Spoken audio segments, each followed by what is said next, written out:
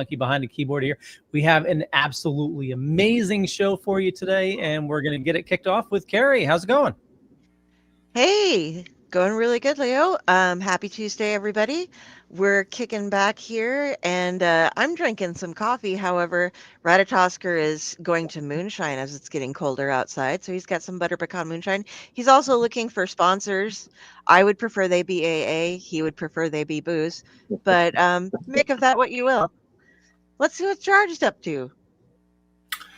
Hey everybody, happy Tuesday. Leo, I saw what you did there with that absolute. I was there for you, buddy. I laughed, I giggled. I'm excited. This is going to be a great show. I wasn't here the first time we had her on, and I'm glad I'm here now, and I get to throw all my praise at her. So let's get to this. Indeed. Thank you, Jar. Yes, this is going to be absolutely a great time. Leo's was better. I'll admit that. Yeah, it's fine. He's allowed one every once in a while. But it's Tuesday. Thank you so much for joining us, especially as we've all adjusted to the time change. But yes, as Jar said, we have a fantastic guest returning. If you're reading DC Comics, you know right now she's killing it with absolute Wonder Woman. She just wrapped up her run on Birds of Prey. If you've seen other work she's done, Hawkeye, Captain Marvel, Heart in a Box, X-Men, a bunch of other things. We're really glad to have her back. Everybody, the one, the only, Kelly Thompson. Yeah. Hi, everybody. Hello. Welcome back. Thanks for having me.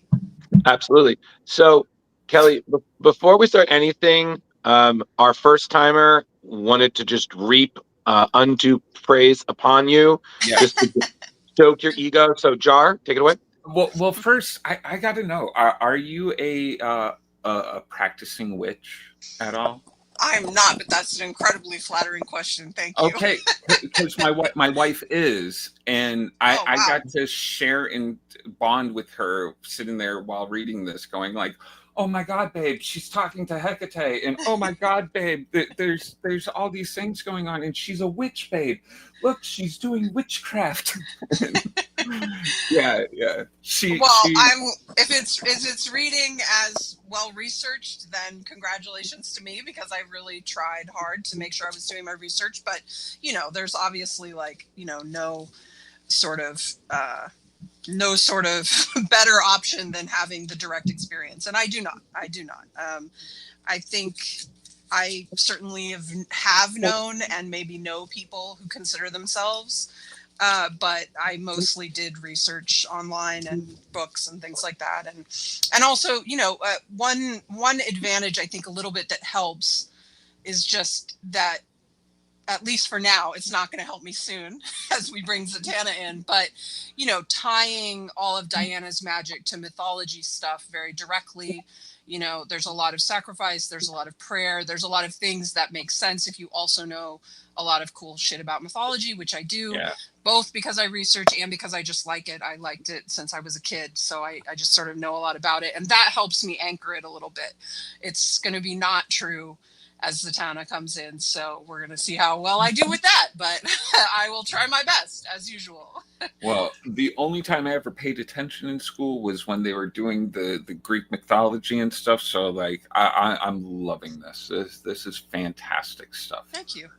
One of my first creative writing assignments, I was in, I think, 8th grade, and we were doing a mythology unit, and the assignment was to create your own myth. And it was sort of like one of those moments where I already knew I wanted to be a writer, but, just like in that abstract way where they're like, what do you want to be when you grow up? And kids go, a fireman or a spaceship or a dinosaur or whatever, So I think for me, that was a first thing where I was like, this is really fun.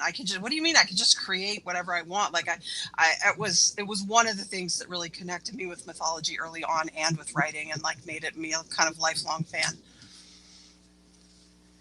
Carrie, I believe you had a question. Yeah. This is something I've been a huge mythology fan since I was a really little one. I was always reading early and went to the library too and just like devoured everything. Does it bother you at all? It gets to me a bit where comics mythology doesn't exactly follow real mythology. I mean, It it doesn't bother me at all. What bothers me are people expecting it to be accurate, because I'm not here to tell Greek mythology in comics. I'm here to tell Wonder Woman stories.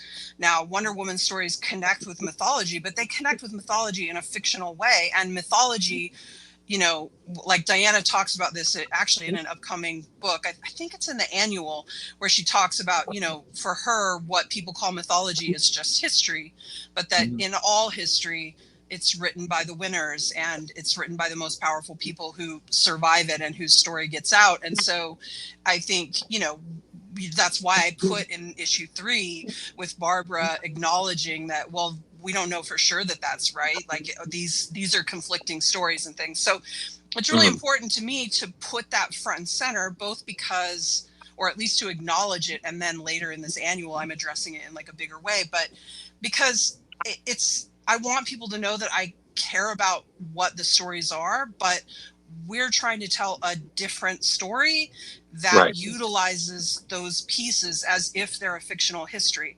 And the other thing I want people to remember is, I don't know why you expect mythology to be quote unquote accurate to whatever you believe in on this world.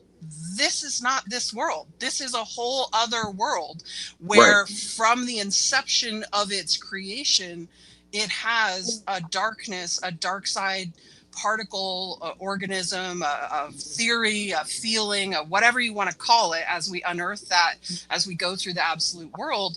And that's going to change things. So I think it's foolish, if you understand what the MO of these books in this universe is, it's foolish to come in expecting it to be the mythology you ascribe to in this world. Like, that's just not going to happen. So for people who are interested in that, I can't help you. That's never going to be what the directive is here. And also the mythology, I mean, it's just always going to be secondary to Diana. You know, we're not telling the story of Medusa. We're telling the story of Diana and how she connects to a myth of Medusa, etc. I always hope that we're doing interesting things with that, and that we're excavating it and we're thematically like pulling on cool threads to tell great stories. But you know, if people are looking for something accurate, I just think they're in the wrong place. And that's, I don't mean to be like, oh, we shouldn't care about what these stories are. That's not what I mean. I just mean they're going to get filtered through some different lenses to work in the absolute universe. Right. And very good answer. Thank you. She's clearly done a bunch of interviews, so you can clear that was college. He was like, nope, I'm going to hit. Yeah, she hit all the bullet points. Like, Diana would be proud. That was precise, right on that target. Well, I mean, the last time we had you on, issue 1 was just dropping, and it was a huge success. And now we're on issue 13 just has dropped this latest one.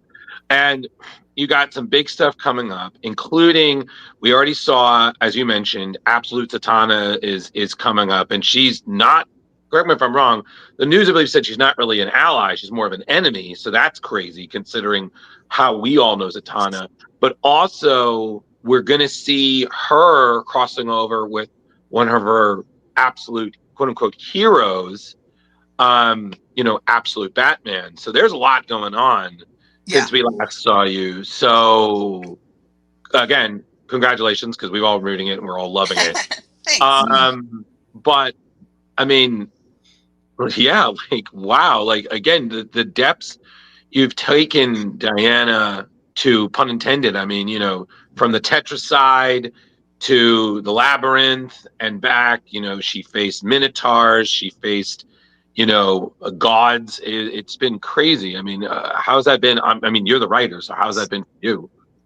It's been incredible. I mean, it's been a wild experience. I've had so much fun. It's stressful, yes. Like, you know, you want to not drop the ball, and there's a lot to juggle. I mean, you know, I saw a lot of people starting to complain right as we were hitting 12, and this complaint makes sense, but I was seeing a lot of people complaining that the supporting cast wasn't that fleshed out. And like, they're right. She got jaunted into a maze partway through 8 or 9 or whichever one it was, and then she'd been separate from them, and we'd only had a couple like callbacks to them. I had initially thought we would do more callbacks to them. Right. They were initially going to be doing something different. Etta, Steve, and Gia and Barbara when they were at the Hieron. And I still would have liked to do that. We just didn't have the panel space I needed to do it all. And especially because I knew that issue 12 and the stuff with the Trident of Poseidon were all going to be really big moments. Like, we needed a lot of real estate for that stuff. And so I ended up cutting back on what we were seeing from everyone back at home at the Hieron. But, I was excited to see that just as people were complaining about it, we were having these 2 issues with Mateus Bergara where we get to see them a little bit more working together and sort of doing that. And so that's sort of that thing where you're like, well, I'm sorry we didn't quite get there fast enough to like cut off the complaint, but It does feel like you're sort of organically responding to what the story needs. If just when people are starting to say they feel that way, you're bringing them something new. So I felt pretty good about that we're pretty like in the flow for what the story needs to be, but also like hitting the beats that the readership is feeling like they need. I felt pretty good about that. I'm so proud of everyone who's working on this stuff. It's super wild to go from a like cool, weird 2 issues with Mateus Bergara, as a small story, and then go directly into sort of a one-shot with Hayden that has Batman. But everyone I'm working with is so talented and incredible that it just works. It just comes together. I mean, I think it's sort of, everyone's sort of doing their A game and pulling together, and it's more than just the A game. It's like everyone is really united in their vision. And so it's like, I don't know, it feels like you're all pulling the oars in the same direction. And that's not always true on a book, even a book with a good team. Like, sometimes you're not fully aligned with where you know and think that it's going. And I think on Absolute Wonder Woman, it's been the opposite. Everyone is always pulling in the same direction, and it's part of what's helped it become such a success, I think. Now, do you collaborate with the other Absolute writers and teams are you guys going in a direction that together? Yes, I think there's we have like a twice monthly call that we do with the team so that everyone is, again, pulling in the same direction. But, I think with that's even tougher because everyone needs to be aligned towards a common goal because you're all pulling in the same universe. But at the same time, you don't want the books to feel too similar. You want to make sure everyone is off sort of cooking their own stuff and really, as much as it needs to be Superman in the Absolute universe and what does all of that mean, it also needs to be Superman, like Jason and everyone getting to excavate what that really means, and what that should mean for him. So you're serving sort of 2 masters there that overlap a little bit, but some of it you have to pay attention to because it could get you in trouble in 1 or 2 ways. Everything could start to feel the same, or you could have too many separate ideas that aren't suggesting the same things to readers. Right. Okay. Although I do have to say, some of the wild theories I've seen for Absolute Wonder Woman, I'm not sure you can control the readers at all because my attempt to control them has not worked. I mean, some of them, yes, but it's like I talked about this on another podcast. I saw some rumors that Steve was evil, and there were rumors before that the Amazons were evil, and it's like, I don't mind people speculating.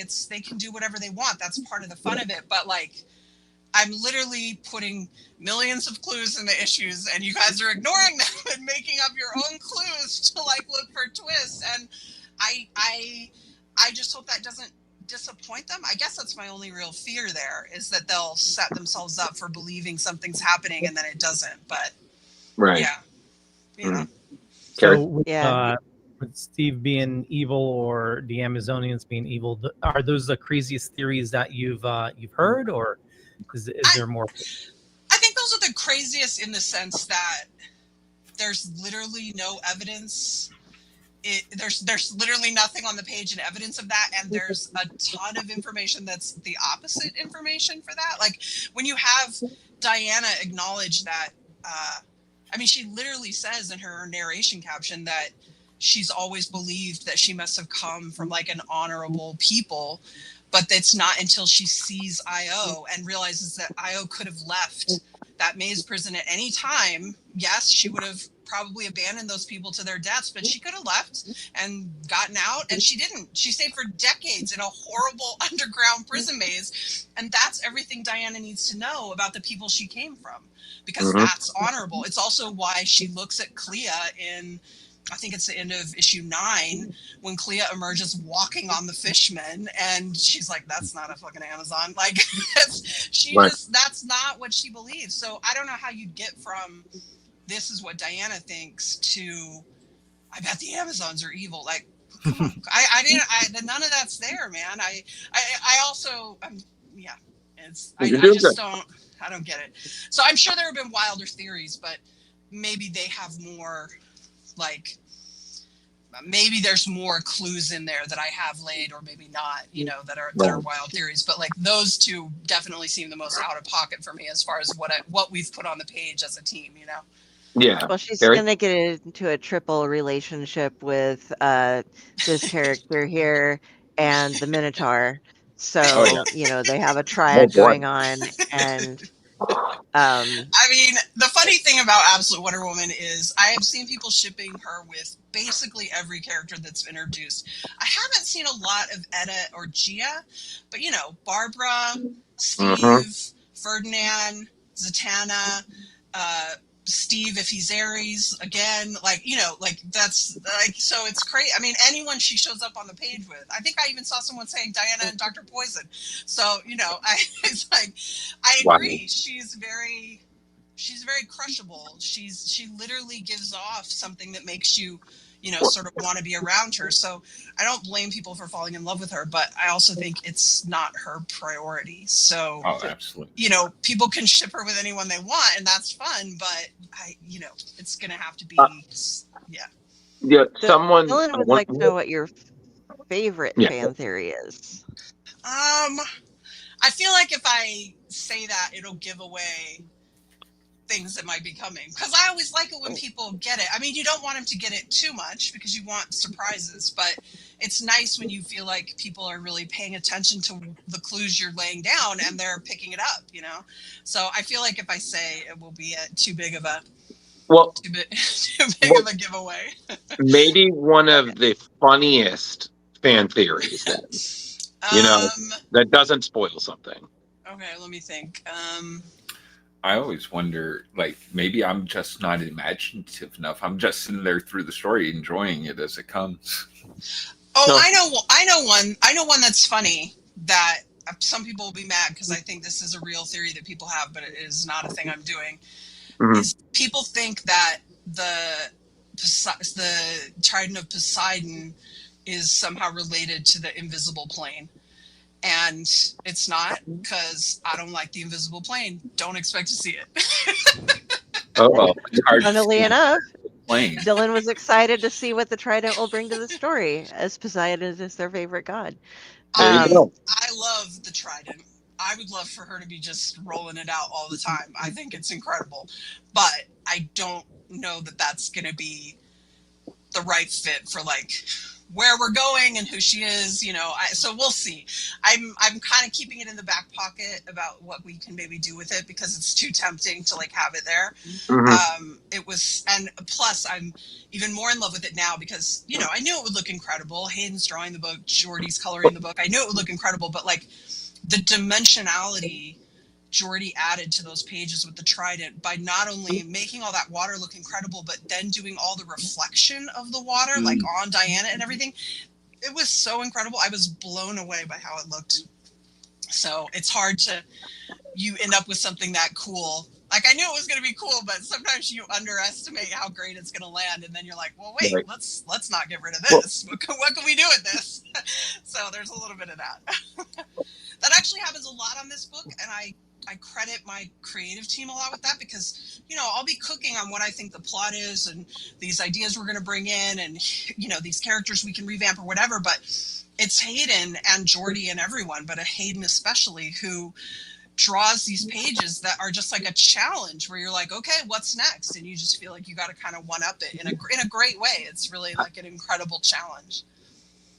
I mean, absolutely. I mean, I had the pleasure of getting to meet Hayden at New York Comic Con this year, and they're just the nicest, most talented, great, like humble person you could meet. I mean, I was raving about the book, and then if memory serves, and Leo, if you don't mind pulling it up, I believe he got to meet Diana in person, if memory serves. There was this cosplayer there, and when I say spot on, like, Yeah. Leo, if we can zoom in on that, please. Like, I met her in person, and I was like, good Lord, you are her. Like, she had Really great. every detail. She was tall, she was humble, but you know she could fuck you up. She had the great. lasso, the sword. I was like, it's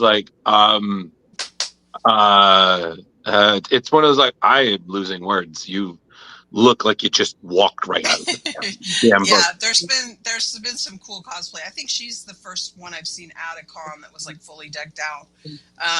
But she looks incredible, and Hayden is an amazing person, amazing collaborator, just a truly great person. I feel thankful all the time.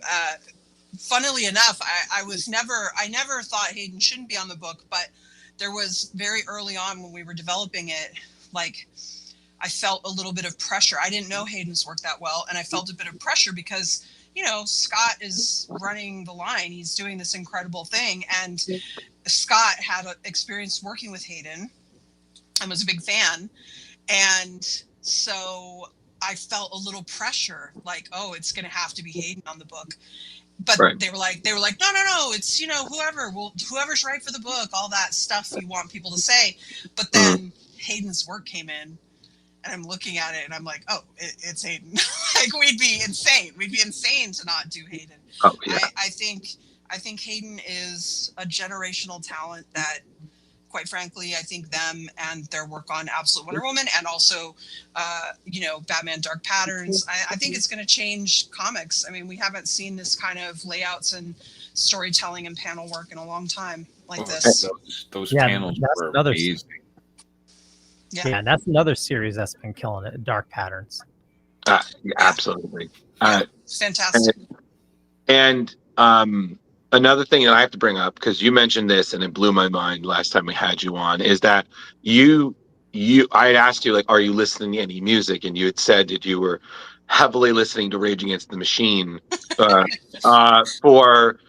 issue 1, Absolute Wonder Woman. And I have told that story more than I have sold that. I was like, y'all gotta read the comic and listen to Killing in the Name Of on repeat, because then you realize that this is the most metal. Like, she might be more metal than DC Metal Wonder Woman, who had a chainsaw sword and blue hair. It was crazy. So I have to ask, just because, you know, Pinit, are there any other songs as you've been working that I was like, yeah, no, I was totally listening to this, and it's, oh yeah, like, is there anything else we can add to the Absolute Wonder Woman playlist? Well, for sure. I mean, I don't think there's anything better than the Killing in the Name Of, but I do have a playlist, and I think, you know, gosh, it's hard to release on the Substack. Like Glory and Gore by Lord. There's a Billie Eilish song I really like. There's like some stuff like Justice. I like a lot of Justice shows up on there. Okay. Dioro, which is, I feel bad putting Dioro's 5 Hours is a favorite song of mine. I feel a little bad giving it to Diana because it's sort of been a Cascade song in my mind as I was working on Birds of Prey. Mhm. But now, as that's ending, I find myself moving 5 hours over to Diana because it also Fair enough. fits for her quite well. Mhm. But, you know, Justice is heavy metal. I like Cannons.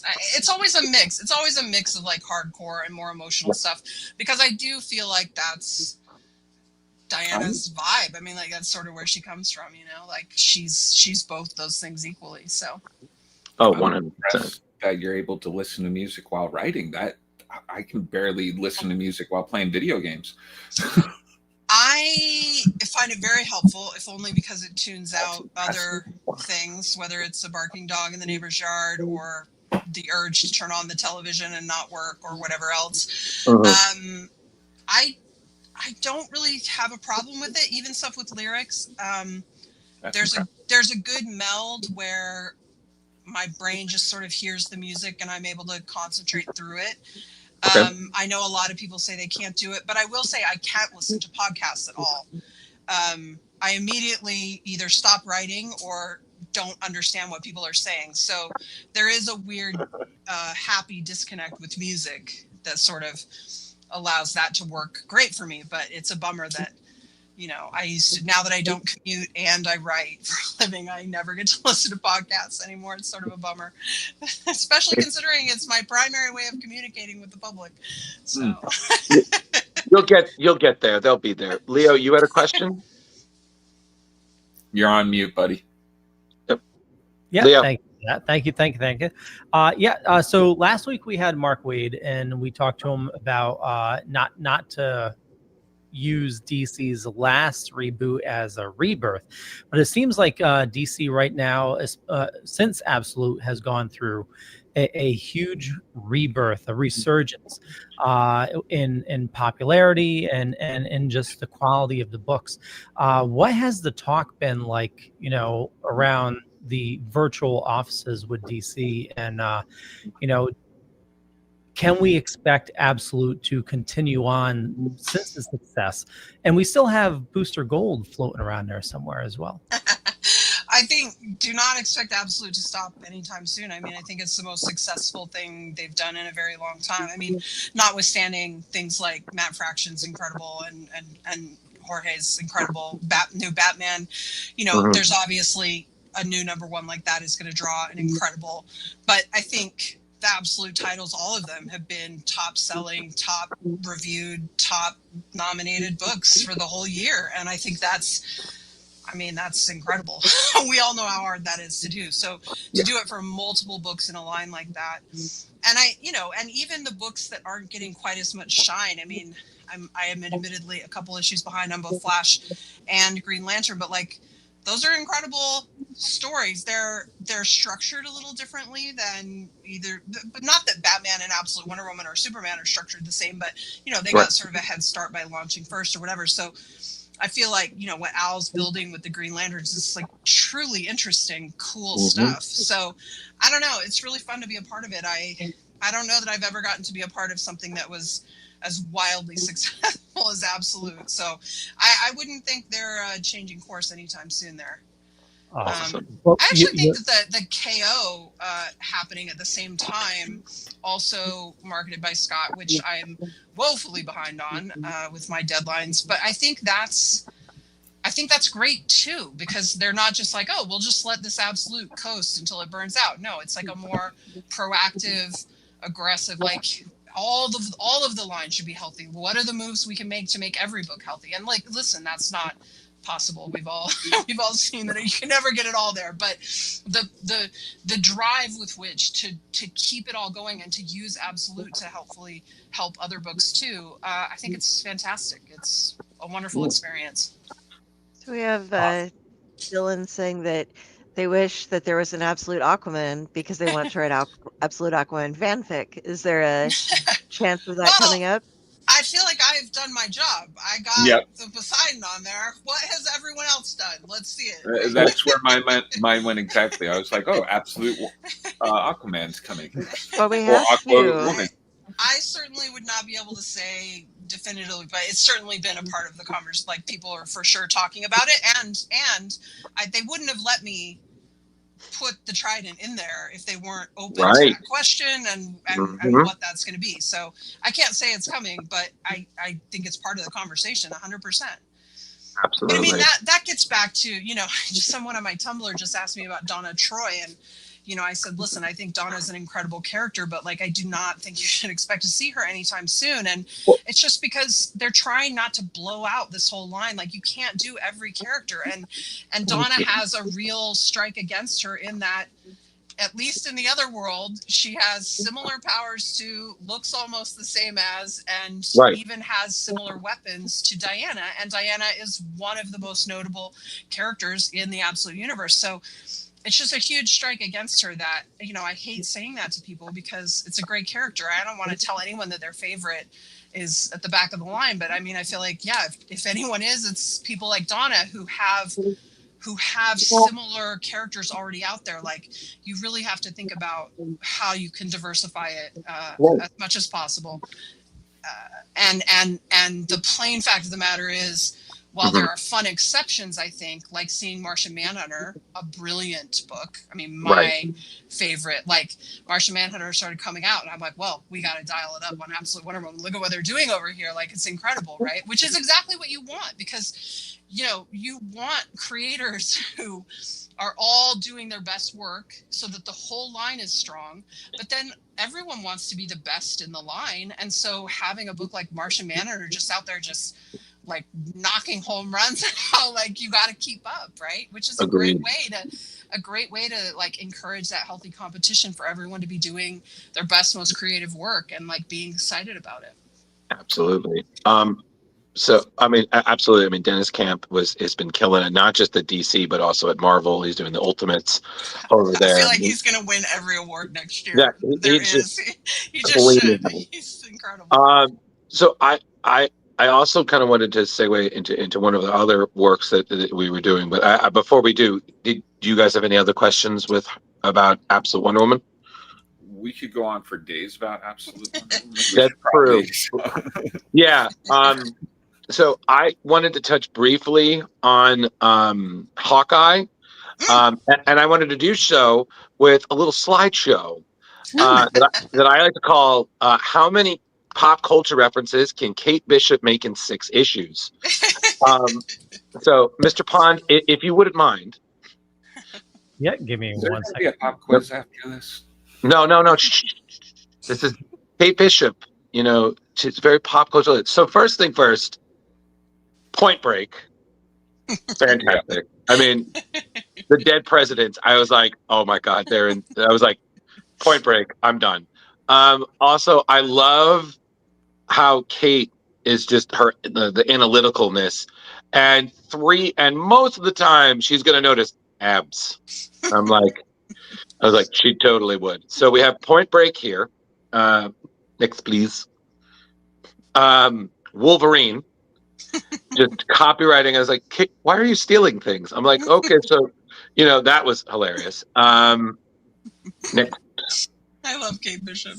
Yeah, and then you have Eyes Wide Shut, which just killed me. I was like, I'm sorry. Like, literally, Eyes Wide Shut of them, and like, they're gonna know you're an imposter immediately. I gotta tell you, I forgot most of this. I'm still charmed by Kate. I know they're my words technically, but they're like through her spirit, I feel. Right. Well, yeah. So you have Eyes Wide Shut. Next, please. Alice in Wonderland, Through the Looking Glass, literally through the Looking Glass, everybody. So amazing. And then next, Leo's work is so beautiful. Oh. And then, I'm sorry, you used Sound of Music to neutralize a bad guy. I was like, you used a Julie Andrews movie? I was like, it's pure emotion. This is like Ghostbusters mood slime for cinema over here. Next, please. Then you had this. It's the Sherlock Holmes references. Like, I died. I was like, yeah, just that was hilarious. Especially her talking about the PI handbook was a buzzkill, and that her jokes are so sweet. I was like, I'm done. Go away. Hold on. Next, please. This was just so cool. Like, I was like, this is the greatest way to make a security guy shut up. You nail his clipboard and papers with 3 arrows.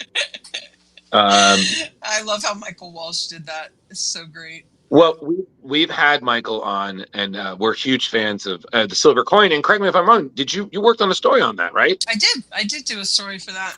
Yep. Well, I will tell you this: Carrie is by far the only person I can think who would accidentally own a silver coin.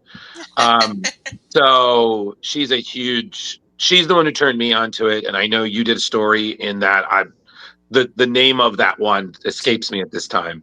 The funny thing was that story was called Cruel Summer, and then Ed Brubaker announced his Cruel Summer book, and I was like, oh, I guess we got to change this. I was like, at least I've got great taste, like Ed Brubaker. There you go. But it was the sleepaway camp one. Right. Yeah. That was the story. Oh, you did so good. Thank you so much. I don't write, I feel like horror's in all my work, but I don't write a lot that is, despite how many witches I've been writing, I don't write a lot that feels like very specifically horror like Silver Coin was. And it was fun. I felt sometimes I was a little out of my depth, but I had a lot of good time with it. And it's so great to work with Michael because he's filled with great ideas and it brings so much to the table. Absolutely. Just had a also a great Bananarama song. It totally is. I love that song so much. Just to bring it all around, Cruel Summer is the -- 1 song on my Kate Bishop playlist I used to have. Wonderful. Wonderful job. So next, Leo. The Game of Thrones reference. I mean, so look at Michael's work. It's so good. I love it. Yeah. I have no idea what it means, but it gets those Game of Thrones dragons all riled up. I was like, I'm done. Then the next one, if I'm correct, was Jurassic Park, which as a fan, I was like, oh my God. And then I think there was also a Sunset Boulevard reference, at least 2 times. Yeah. With, especially because I believe the issue started with her in the pool, which is how Sunset Boulevard is narrated. And then the last one, this was, as a fan of Matt Fraction Hawkeye, her reuniting with the dog, Lucky, the pizza dog. Oh, so good. So just had to say, well done. Well, thank you so much. I mean, I think it's I when you said it was loaded with pop culture references, I was like, oh my God, is this going to have aged terribly? But nope. They were all quite charming. They felt authentically Kate, the way she would to me. Obviously, I'm incredibly biased, but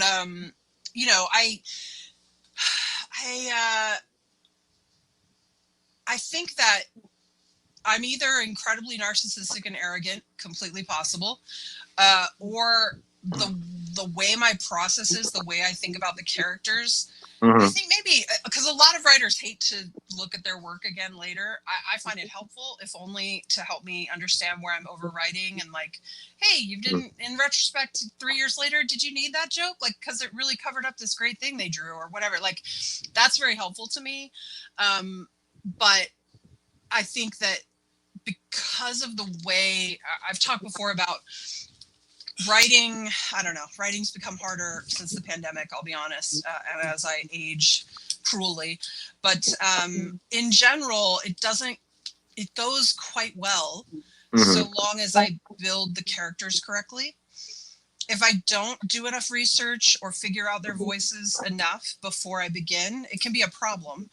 But if I do it right, they guide me a lot. There's a lot of I'm able to self-censor or edit based on I'll write something for them and I'm like, that's not Kate, that's wrong. Like, it's like, it feels like her sort of telling me it's wrong. And so seeing that back, I'm realizing that maybe a little bit of the reason that I don't mind looking at my work is I sort of think of it as just being Kate. Like if I did it correctly, like I think you could pull out some things that I would not be as proud of or feel as confident about, and maybe I wouldn't enjoy reading that so much. And I think the problem would probably be about maybe I didn't get the characters quite as well as I thought, and like they haven't sort of held up over time. So I don't know, that's just a theory I've come up with as experience reading that and still being really charmed by it, but not really feeling like it necessarily sounds like me. It just feels like Kate to me, and I love Kate, so I enjoy it. I don't know. I've never really talked about that with other creators yet. Perhaps that's something to bother them about if they also have this issue. In 2027, unpacking Kelly Thompson. Yeah. You know, and then I also wanted to devote a little time to. We all read Heart in a Box. Oh, thank you. And I mean, Carrie, I'm going to let you take this one because I agree with you first and foremost. First things first, that this was an issue 1 was absolutely hilarious. Her freshman, it was if you don't get up, I'm going to shoot you with this that I have filled with urine. And I was like, horror. Like this story was just so Carrie, heartbreaking. I mean, thank it's you. cliched, but it was beautiful. You took a kind of a classic trope, the like, wish for something and then all the regret that you take back from it. But in this in particular, you had to go through basic story, folks, for you who haven't read it, and you really do need to. Please. Someone is so brokenhearted that they wish they didn't have their heart. Their wish is granted, but then they want it back, of course, because life sucks without a heart, and they have to go and gather the pieces of their heart. And it's just the various situations and the ways in which they go to get their heart back and things they encounter along the way is just so touching. It gets a bit violent in parts. It gets just so sad, and it's beautiful. And I'm hoping, because it is set up so that there could be a sequel to this. And I would really, I hope that you can do something like that we would be able to see a sequel at some point. I think Meredith and I have definitely talked about it. So I think something to know is this is my first work. This is my first published work. Really? And, yes. You did great. Thank you. Yeah, you killed it, kitten. There is, I think, one. Technically, Gem in the holograms. Gem made it to publication. I own that. Yeah, well, you should. And there's a new edition coming from Boom. There's fantastic. They just did a Kickstarter for it. I signed about 2,000 book plates that then went to Sophie to sign. So that should be cool. So Gem made it to publication first, but Meredith and I have been working on this for more than a year when I got the Gem job. So the only reason Gem beat it to publication is because this is a graphic novel and came out all in one piece. But so it's not technically the first thing that I was published, but it was the first thing I professionally wrote. And I mostly credit Meredith, who is a spectacular collaborator and a deeply talented and underrated, in my opinion, creator. I don't know that without her, this ever becomes what it is or anything. But I would say one thing that helped it was a thing that you hate when you're working on something, but can really change something in a positive way, which is I had to sit with it for a long time. I wrote a draft of it, and then it literally sat in a drawer for, I don't know, probably a couple of years while I was doing other things and moving across the country and whatever. And when I came back to it, I felt really differently about it, and I was able to rewrite it in a completely different way. I mean, the end, spoilers, if you're planning to read it, I guess I'll try to keep them light, but the end is completely different because originally it was all basically about romantic love, and there was none of that twist at the end where it sort of becomes about something else. Right. And it was so much richer and more beautiful and talked about so many things I was more interested in than just romantic love, right? Which is not that there's, I mean, listen, romantic love moves the world. We all really care about it, but it gets all the attention. and it's only part of it, man. There's so many other like valuable things to feel and wonder and explore. And so I was really excited that, you know, being frustrated with it and stuck with it for years in a drawer, I changed enough that I was able to change the story, and I think made a much worthier version. Yeah, absolutely. No, I mean, again, cool. I had never read this and Carrie had read it first, and she was like, yeah, it's gonna wreck you. And I'm like, oh man. And then like this was perfect because again, I'm just I mean, you can ask these three. I'm just a sucker for pop culture reference. So the fact she was like, would you believe I'm looking for my heart? I was like, I thought you left it in San Francisco. Well, Oakland. That was great. And then the next one was Venture Brothers. Oh, it was like, yeah, you know, yeah. His name is Brock. Interesting name. It's like, well, the Venture Brothers disagree. My cat that had surgery this week that we were talking about is named the Monarch. So there you go. Yeah, there you go. But the last one, Leo, if you wouldn't mind, this one wrecked me because just you know, this was just so poignant because I read it and I don't know, Kelly, I got to tell you, like this totally wrecked me because I have been on both ends of this conversation where I am the one who wants to be friends knowing I can't, and I'm the one who has to say, you don't, like, you don't get to do that, you know, and talking about what you've been through and things, and it's just moving on is probably one of the hardest things. And there's no guideline. There's no I mean, moving on requires being with yourself and reckoning with a lot of stuff that is a lot easier to not reckon with. So it's powerful. Listen, I'm so glad you guys liked it. I think I do think it's really powerful. I think it's one of the most realistic things I've written in the sense of it just being about normal people. I mean, there's obviously a science fictional fantasy element to it, but you know, the emotions and what people are going through is all very relatable and grounded, and some of it based on my life. Emma's probably one of the more closer to me characters that I've written, and based on some of my limited experiences, it became, as I said, it became way more than it was. And I think it's better for that. But it does come from a raw emotional place, which I think also helped the power of it. And Meredith drawing that out. I was afraid Meredith would never work again after we did this, because we made the terrible but admirable perhaps decision early on, and maybe you guys noticed, maybe you didn't, but she sort of desaturates once she loses the heart, and then she sort of re-warms up and gains those colors back as she gains more of her heart. And that was a logistical nightmare for Meredith, who did the art, all the art, the colors, and the lettering.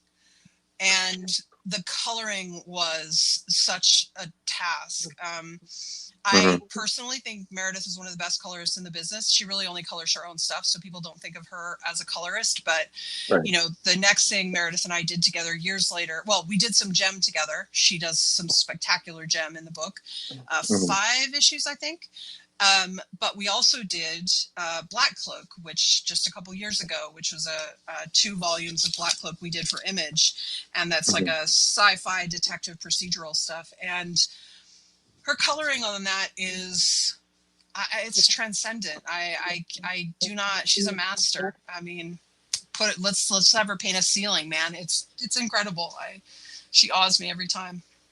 I think to answer your question, Carrie, that if we do more of this, I think it's pretty hard now. So much time has passed. We don't really have much of a relationship with Dark Horse, either of us right now. And the Black Cloak, people want more of that, and it's more recent, so it feels like if we had time to do more, we'd probably do more Black Cloak. But I love Hard Box. I love it. I'm very proud of it. It's a weird thing. Years before I met Scotty Young, he happened to read it, I guess, just because, like most creators, they're always looking for new great comics, and he had happened to randomly read it, and we met years later, and he's like, I can't believe you did Heart in a Box. He's like, I just picked that up. He goes, I can't believe that was your first book. It was so good. We had such a nice conversation about it. It's cool. Thrilling at someone of Scotty's level, especially back then. For me, I was brand new at Marvel and everything, and to have someone take the time out to say that, it was really thoughtful. Oh yeah, we had the chance to, like, I've met Scotty before. We had a chance to interview him, and he's just the nicest. He's very fun. He's the goofiest, nicest person for somebody as talented as he is. And I swear, everywhere we go, there's, oh, check out this Scotty Young variant. I'm like, oh, it's adorable, like, and funny. But yeah, so he's got such a great energy as a human being. It was definitely hard to get him to sit down for the interview. We had to nail him. It was like Peter Pan. It was like Peter Pan's shadow. We had to nail him to the floor, and then we were like, "All right, fine. We'll let you go, but thank you. We'll see you again." So I'm good. Did you guys have any other questions? I'm good. Gary. Okay, Dylan who's been watching, has asked two things I wanted to bring up. We'll put these all together so you can do it in one shot. What's one superhero that you would love to write from any publisher? And is there an artist or colorist or both that you would like to work with that you have not yet? For sure, to both of those. I think the obvious ones for character are, have you guys heard of a guy named Batman? Some people know about him, not many though. He's really rare. Batman is, he's everyone's. He's the most challenging, and also I think the most rewarding, because the books sell if you do something good, and there's a lot of power in that, and there's a lot of temptation in that, I think. Mm-hmm. But I'd also love to write Selena. I've never written Selena. I've never written Poison Ivy. I'm afraid of Poison Ivy a little bit. I think she's. Ooh, I'd like to read that then. She's right. So, like, how do you write her as a villain? I don't know. Like, she's right a lot. Like, we're destroying the world. Like, how do you argue against her? Like, she has an incredible point. So I think those are some of the top guys I'd like to go with. But I also I've never gotten to write any of the Teen Titans. I think there's a lot of really great stuff in there. A lot of incredible characters. Starfire is particularly fun, I think. Since I've written so much Barda, I'd like to write Mr. Miracle a little bit. Oh, hell yeah. Stuff like that. A million years ago, I had a YA pitch that was like them trapped in a game they couldn't get out of, and sort of hating each other and then falling in love. It was fun. I would have loved to have done it. It didn't work out. Anyway, so then people I want to work with, I mean, that's a massive list. I think I'll just say someone that I only got to do one page with, but I would love to do more with, is Pepe Larraz. Terrific guy, incredible talent, draws one of the best rogues I've ever seen. He's just great, and he's a great guy. I met him, because I'm so reclusive, I tend to only meet people when I go to summits, because I don't really do the con circuit or anything. So I met him at a con, and we hung out, me, my partner, and David Lopez, just talking, and what a great guy. So happy for his success. Absolutely. I mean, he did. I mean, Carrie, we talked about how great his art was. I believe he was the artist for Blood Hunt, and he's been killing it on Joe Spider-Man. Kelly. Yeah, Spider-Man. Oh my God, he is just he's a great artist for Spider-Man. Incredible. 100%. All right, Leo, Jeremy, did you have any other questions? I mean, this is the time, guys. The only thing I got left is if you could have sit down to coffee with any of these characters, who would it be? Well, I mean, I think right now it'd be absolute Wonder Woman. I've written her so much wiser and braver than I am that maybe Well, she that's needs what some advice. I'd be worried to. I'd humiliate myself with say something stupid in front of her and be like, "Oh my God, I'm sorry, I didn't mean that, Diana. I promise." I do pretty well in social situations, so I'm not that worried about that. But I could really use her advice, man. Like, these are trying times, and it's I feel like she'd probably have a better grasp on it than most of the characters I've written. You know, I would love to hang out with Barda, but I don't want to ask her advice, and she'd probably insult me. So it's not great. Let's maybe go with someone nicer than Barda. There is one thing I just remembered I wanted to ask you, is that I know that there was a thing when Scott was announced Absolute Batman that people complained about the symbol, and that he made the joke like, "Oh, you guys complain the symbol's going to get this much wider." And I remember it was, I think, when Diana was fighting the Tetracide, and the sword, which was already pretty big, was just kaiju sized, like power. Yeah. Megazord size, and I was like, "Is this your way of doing this?" Like, people are like, "That sword isn't big enough." I was like, "We can't get it any bigger, okay?" What? And literally slices Went the over to thing. Bleach, grabbed the Zambato. Right? So that the sword becoming huge and her cutting like a third of the Tetracide off was not in the original pitch. What happened was, as you know, because I had this massive Bible I made and this very detailed pitch of the first 5 issues, but like most summary breakdowns in a pitch, it gets less detailed the further you get. Right. Some of that is we haven't figured it out yet. Some of it is we want to see how this is going, like, you know, how the first 3 issues shake out is, and how people are responding to them. Also, I don't mean that necessarily, but I do think that's part of it. Can help you, you know, where's the North Star here? Like, what are we pointing towards? So I don't want to say it comes from being slow or behind. I had a lot of time on Absolute Wonder Woman, and I put in a tremendous amount of work, but there was part of me that did want to leave some things looser. And if I had plotted that more tightly, I don't think we would have gotten the issue 5 with her turning into Medusa, because I didn't come up with that. I did not come up with that solution. I had a different solution that we were going to do, and it was good. It was fine. But this was 1,000 times better, thematically, visually, emotionally, every level it was better. And I didn't come up with that until I saw how Hayden drew the giant sword in the Tetracide, and I was like, well, we have to go bigger now. Like, what am I going to do? Right. So, you know, but the sword actually, so the sword getting bigger came about from just thinking about the weapons and what they could do and how the magic was affecting those weapons. And I was like, wait a minute, this sword, she has magic. Why can't she make it bigger? It's like a God-made sword. Why can't she do whatever she wants with this magic? Right. I was like, okay, we're going to do that. And then I heard someone, it was either someone who was interviewing me or someone who was just talking about the issues. They said something about that. They're like, I hope the sword gets so big. And I was like, oh shit, they're going to figure it out. But it worked out. It worked out okay. And Hayden drew it so well, it didn't matter if anyone figured it out. It was incredibly cool.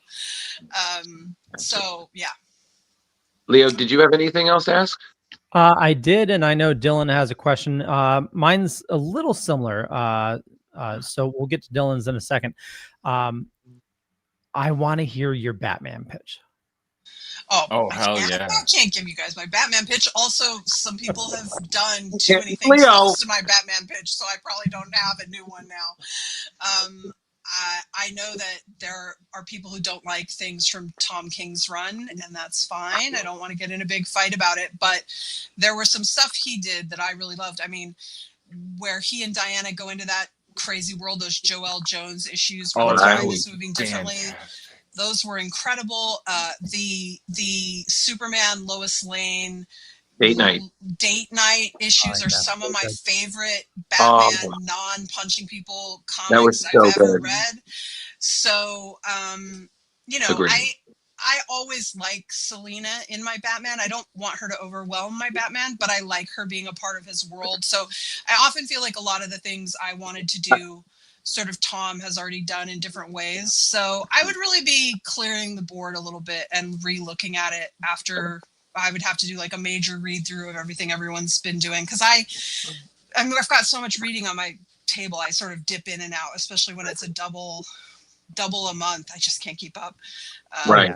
But someday maybe, I don't know. We're correct me if I'm wrong, but I know we're all Tom King fans here. I absolutely love this run. And I personally, I think is, and I've complained about this so much, but the whole fear state thing, I think that's where Batman. God damn it, let it go. No, we're back. Kelly, he brings it up all the time. It's literally his DC get off my lawn complaint. I do think my Batman would definitely lean detective. I like he's the greatest detective in the world. I think that's been one of the many things that I've really liked about the Dark Patterns book is it's very detective forward. But writing the greatest detective in the world is that's hard. That's making you be smarter than everyone once or twice a month. And the way to do that, because I'm not that smart, the way to do that is that you're the news. You have the information beforehand, so that's how you can plot it backwards and hopefully make it surprising and clever and whatever. You have to do that. I'm not that smart. I can't outthink people. I'm not Batman. I'm not Barbara Gordon. I'm just some stupid writer. So you have to plot that, but that plotting is still really difficult, man. Like plotting it out, having a great idea, figuring out how to structure it so that you can make those clues and those hints and those surprises come the way they need to come. I mean, comics, you guys know, is an incredible art form for, hey, you have to serve these two masters and you have to do it perfectly. And one is an individual issue has to be an incredible read that has a rising and falling action and emotional stakes and probably end on a cliffhanger. And then also that's going to be collected as a larger story later. And it has to read perfectly in that form as well. And it's really difficult to do well. And kudos to all the people who can do it. Sometimes we fall on our faces, but I think Batman requires an incredible level of being able to do that. And I do think the frustrating thing with Batman is, it just feels like people are complaining no matter what. Like, oh yeah, what run hasn't been like? We've had some incredible. Tynan did run. Scott has done multiple runs. King's done runs. Zdarsky did runs. Now Fraction's doing a run, and I feel like I heard people complaining about all of them for different reasons. It just feels like sort of Star Wars. Exhausting. Yeah, and it's crazy. But Leo, before I had one more, but before we do, you said Dylan had a question. Oh yeah. Yeah. Dylan's asking if you could write a comic with one character from DC and one character from Marvel meeting, which characters would you pick? Ooh, that's a good question. Love the crossover. Maybe there are so many. Let me just say that first. But the one that springs to mind right away is Big Barda She-Hulk. Yo, that would be so good. I just think they would get along. I mean, they would punch each other really hard for a while, and then they would just like hang out and punch other things because of mutual respect. I mean, if they had a girls' night, that would be the most destructively hilarious. You know what I mean? If those two hit up Vegas, I mean, Vegas is like on fire. Yeah. But the one thing I just wanted to ask, because we touched on this last time we had you, because as you know, I'm a Ghostbusters fan, and you dabbled into that world as well.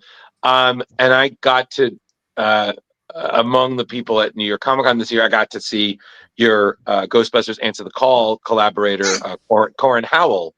Oh. That you did your Answer the Call miniseries with. And I reread that recently before this interview, and again, I just need to say again, like, I know we talked last time about deviations and the pop and everything, but I mean, for a mini series, I thought you did such a great job following their crossover with the let's call original series Ghostbusters, and then the entity, that they faced, the one that was like all big on fear and shit.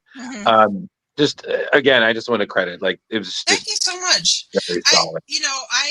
I when I was writing that, the movie wasn't out yet. I'd read the script. Actually, that was a rare case where I got to read the script beforehand, and I really loved the script. And I who do you know?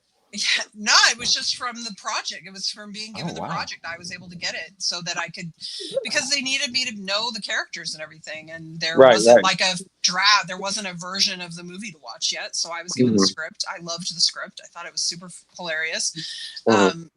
And I didn't know that the fan base was going to turn out to be a bunch of fucking dicks. I mean, I think the hate for that movie is fucking wild and weird. I'm not saying it's a perfect film. It is not. It's a super fun Ghostbusters installment. Kate McKinnon and Chris Hemsworth alone, and that's ignoring Leslie Jones. I mean, Leslie Jones. I just think it was really fun, and I don't know why we gotta hate on some shit that's just fun because there's some women in it, man. It's exhausting.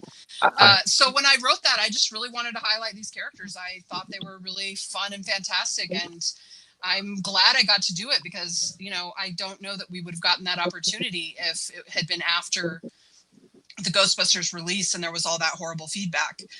We probably wouldn't have gotten a comic out of it. And I'm really grateful I got to live in those characters' skins for a little bit because they're really fun. Oh, absolutely. I mean, again, I think it just always comes down to just the good story. And I always challenge some critics. I was like, okay, where's your story? Where, oh, you got this criticism. What's your pitch? Yeah, I mean, that's a hard one for creators because, I mean, a lot of us think that internally, I think, but it's not a fair thing to say. No, to people, I know. But it is hard because you're like, it's really easy to throw stones at something. It's really hard to create. It's hard to create even mediocre work. It's hard to create bad work, quite frankly. It requires an incredible amount of focus and attention to get something to the finish line, and getting it to the finish line doesn't mean it's good. So I don't know. It's easy to get your hackles up about, people throwing stones from the sides, but also, people want to engage with what they're reading and they want to talk about it with people. I get it. I was a fucking critic, for Christ's sake. Like, I don't know, what could I say?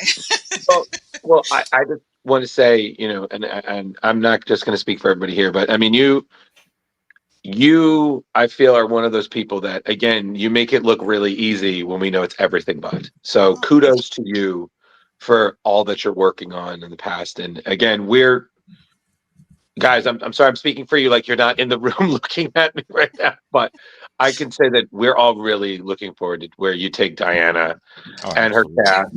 And I mean, the designs for Zatanna look terrifyingly good. My God. I can't wait to see someone cosplays that because it's just going to be fantastic. And then, of course, even meeting Batman is going to be amazing. I hope people enjoy it. I mean, we're having a really good time. It seems impossible not to enjoy it. It's so fun, but absolutely. All right. I'm good. Did you guys have any other questions before we let her go? Carrie does. I had one thing real quick. Okay, so I am part of John Suntress and Brian Michael Bendis's book club group. Oh, yeah. Did you get the script? Yes, I was so excited. We're going to be reading for that Birds of Prey, and Kelly provided us with the script to read. And you can ask these guys. I love scripts. So whenever there's I do a lot of crowdfunding. Whenever there's a chance to add the script onto something, or if somebody is willing to send me a script, I'm like, please do, because I love how everybody writes differently, and writes differently to different people too. So Brian was surprised by my format, which gave me pause, and then I was like, I don't know what to tell you. This is what I do.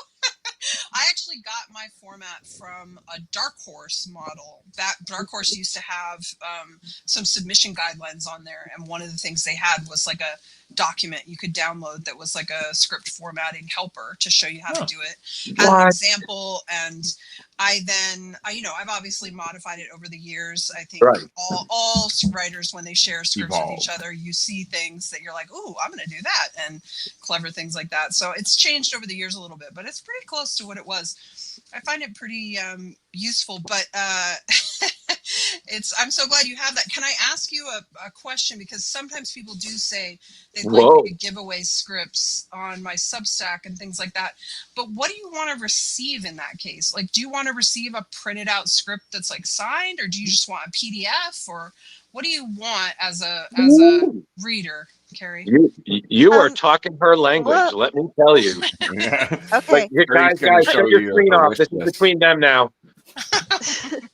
And Drew has seen it, but he didn't get around to reading it. But Keith Champagne is someone that I have a number of scripts from, some digitally, and his pitched, his submitted but not written Joker Year One. I do have autographed, and it's awesome. But any chance I can get to read something, I love it. So if I can get a just signed to download. Yeah, just a download is fine. Okay. But I would pay extra to get a signed script from something. Right. And especially as the one that you sent us to look at has it's obviously after it has a lot of images and stuff in it too. So it was that's something what that what I ended up sending Brian was like the final draft that Leo worked from. I didn't send the lettering pass. That's what I change after I get Leo's work back, right? And you're like, oh, well, this needs to change and this needs to change, and oh, he did this here, I bet I can make that work better, and all that little stuff. So you guys got not the final lettering pass, so there would be small differences between the script and the final work, because those changes come in after Leo's work comes in, and maybe after Jordy's, depending, but often you're running too behind and you're just doing it off black and white. So right. I just it's so much fun to see the like I said, the differences in not just people writing, but when people write to different artists, like reading Keith writing to Tom One, who they're like besties. Yeah. It's like completely different than him writing to somebody else who he might not work as much with, or they all have different inside jokes with each other. Yeah. And so there's just these random comments that you eventually realize what it is as you're going through it. And you're like, oh, I'm part of the club now, I feel like. Well, then you're going to be mad at me, because I did edit like just a few things out before I sent it to Brian. And maybe some of them would have been like sort of the inside joke things. I definitely write differently for different artists, but I don't know if it's, yes, there's like a more conversational style, a little bit, like maybe with Leo, certainly with Maddie Adulias, and with Hayden. I'm sorry, every time you say Leo, I think of Leo. Right? Yeah. Every time I'm like, Kelly, you've been holding out on it, Leo? How dare you? But no, it's all good. Yeah, so that's good. Well, I've given away scripts before on my newsletter, so maybe I'll do a little bit more of that. I think I gave away a Black Widow script that we were comparing with something. But I could also maybe put some for sale, like signed ones in my store or something. That's not a bad idea. Do you know that Futurama meme with Fry and the money? That's you do that? That's Carrie. Shut up and take my money. I gotta be honest, I have no idea what an appropriate price would be. It seems weird to charge very much money for it, but also you got to print it out and sign it and grab it you're together. Doing printout and stuff, yeah. Well, if you're selling it, online. I mean, yeah, man. Kelly, people in the biz. Ask around. Yeah, do the research. I will. Whatever you post, Carrie will be like, go. Like, you just gave every writer, high, you can always come down. You just give writers ideas for how to make commissions at cons now. They can just sign scripts.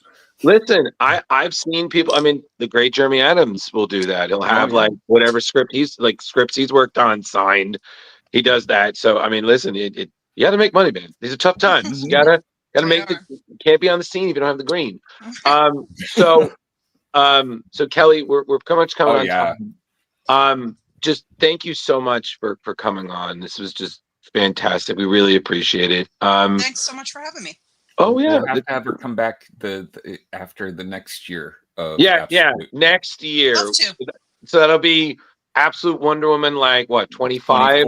Yeah, something like that. So we'll be like, how have you been? You're like, been good. Money's rolling in. I got that Kate Bishop statue I wanted. So these comics, So before you go, I mean, I guess what is, in terms of social media, what's the best way that anybody can reach out, interact, see your work, that kind of thing? The best option is I'm on Blue Sky really for social media now under Kelly Thompson, and I do have a newsletter. If you are interested, it's sort of the best way to keep in touch, as the social media stuff is so frustrating now. There's a free option. There are sometimes paid options. I don't have any of those turned on right now, but there's always a free option, and that's 1979 semifinalist.substack.com. All right, cool. All right. Well, I don't know. Is there anything else? I feel like I'm doing that thing where I'm just talking. I'm like, what am I saying? I don't know. I think that's it. Yeah, we do have a link to your Substack in the show notes, and great. Your playlist. Do you listen to that on Spotify? No. Okay. Fuck Spotify. Leo, you have to let her reveal the secrets. You keep asking. The doors are closed. I did have one on Spotify. I took it down. I just use playlists. I mean, at this point, God, I hate everyone I have to download music from now. It's annoying. So I mostly just use my library, and I download songs here and there as I go, or albums. Yeah, maybe I'll put one up on I'll put another one. I saw Scott did a Absolute Bruce playlist for like his workout mix or whatever. So maybe I'll do one like that and put it on my Substack. Oh, let's get that. Yeah. Let's get Absolute Batman bod. Let's go. Let's get that Absolute Wonder Woman, Weight Watchers plan. Let's go. The WWW. All right. All jokes aside, Kelly, thank you so much for having us. Keep up the great work. We're really looking forward to seeing what you and everybody's doing. And, I'm sure, as the cat owners here would say, hope everything goes well with your feline fury. Thanks so much, guys. All right, Leo, she knows about the StreamYard, right? Yeah, when you're ready to head on out, hit the red button on the bottom. If you don't mind leaving the upload to complete, because we record everything separately. But we totally appreciate you, Kelly. Thank you so much for joining us this evening. Absolutely, this was thanks, guys. Have a great week. Thank you. Thank you. And they were full. Awesome. Yeah, that was great. I swear to God, Leo, if you had an action figure, I could literally predict the 6 phrases you would say, and one of them would be, "Oh, that was awesome." Like, or hey, everybody, I'm Leo, the monkey behind the keyboard. Here, we've got a terrific show. Absolutely terrific. Absolutely. Well, Leo and I are fighting. Thank you for being here, Dylan. I appreciate you. Yeah, and, man. Hold on a second. What Dylan said, Leo doesn't want to flex too hard. There was actually something about that when I did the horror show. I never told him my wife's uncle was in Day of the Dead. Nice. Yeah. He was the colonel, the general. Okay. Damn, that's awesome. Yeah. So it's I went to a wedding and they're like, "How do you know him?" I'm like, "Well, he's family, Yeah, it's family. Yeah. I was doing family before Vin Diesel made it cool. All right. She was really good at fully answering questions too, not just kind of. Yeah. Well, I gotta stop using that word. Well, Carrie, you have to remember, this is how she interacts with a lot of fans and things. So I feel like, again, she has that to a science. You know what I mean? Yeah. Like she knows. But yeah. So, all right. I guess honestly, because Carrie, I know you got some Kickstarters that we want to cover, and we got some news, a lot. So I just say we just let's kick it. Right. Variant time. All right.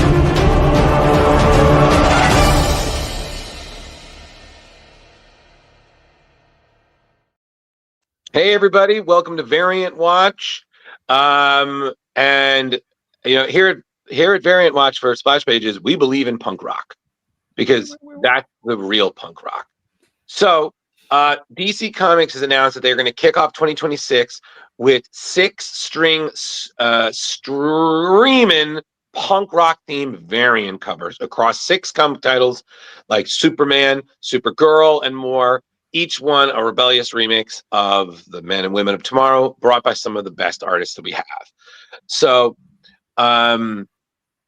yeah, so basically channeling that wonderful quote from James Gunn's Superman. These are Superman-inspired variant covers. Yeah, essentially that. So starting at the beginning, we had Action Comics 1094. You got Annie Wu with a punk rock Superboy thrashing that electric guitar mid-solo. The next one, you got Superman 34. We have Reverend Dave Johnson with his bold black and white magazine style cover with the kindness of the new punk rock scrawled over Superman. I love that. I like that. Yeah, so good. Following that, you've got Superman Unlimited issue 9. You've got the great Mike Allred going full anarcho pop. Superman over a gigantic anarchy symbol surrounded by safety pins, torn textures, and retro rebellion. You got Supergirl number 9. You got Marguerite Sauvage as Kara Zor-El punk rock. I mean, I would love to see someone cosplay as that. That looks so fucking cool. Then Batman and Superman World's Finest issue 47. Fabrizio De Tommaso has both the World's Finest looking like they literally just stepped out of their latest gig and ready for a fight. I think Clark needs a mohawk. He has a mohawk. No, I think that he. In real. Normally. Yeah. Oh, okay, you tripped me up. I was like, but Oh no, we're not going back to Death of Superman again. No, Leo, that's a mullet. There's a difference. And last, mohawk, right? No. Moving on. No. And last but not least, Justice League Unlimited issue 15. So you've got Batman, Superman, and Wonder Woman, punk rock icons with patch jackets, crazy hair, and all the attitude you can expect from the DC's Trinity. So and Crypto's on there. Oh yeah, Green Lantern. Oh yeah, and Crypto. So these are limited edition punk rock variants that'll be available at all comic shops starting January 2026. So if you like what you see, just find the that punk Dave rock Johnson one. That and Marguerite Sauvage, it takes me back to the old zine kind of feel. Mm-hmm. Yeah. But I mean, they're all great. But yeah. No, I know, but I agree with you. Like the Dave Johnson one is just spot on old school zine, like perfect. But yeah, so there's that. So that's the only one for Variant Watch. So no Mighty Crab Joys. They nope, none of that. What the but all right, so hey Leo, what time is it? It's time to get you. Yeah, I don't know. It's Drew's News. Exciting tales, fresh comic views. In the pages, heroes fly, villains fly under the sky. From Gotham's dark to Metropolis views, we cover stories old and new. Drew's News, your daily source for comic clues. Join the fun, it's a heroic cruise in the world of Drew's Comic News. I picked the wrong week to quit drinking.